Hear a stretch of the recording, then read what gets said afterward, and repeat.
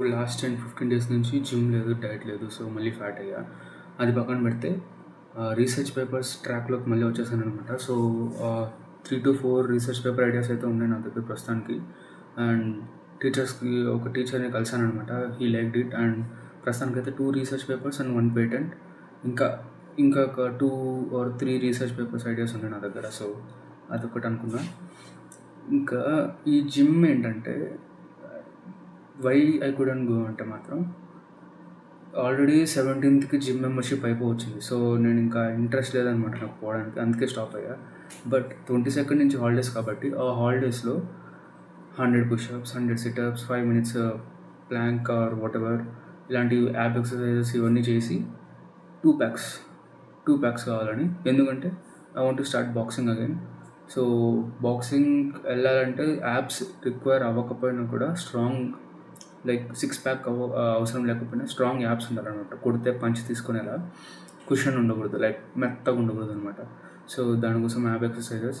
ఇంకా reverse engineering projects చేద్దాం అనుకున్నా, like already existing machines or solutions తీసుకొని వాటిని వాళ్ళు ఎలా ఆలోచించారు అనే దాని బేస్డ్ పైన వెళ్దామని. Currently I'm trying to do for refrigerator చూస్తా. ఇకపోతే మేబీ పేటెంట్ అనేది రావచ్చు, రాకపోవచ్చు. 90% నాకు తెలిసి ఐ డోంట్ నో 60% రావచ్చు, 40% రాకపోవచ్చు.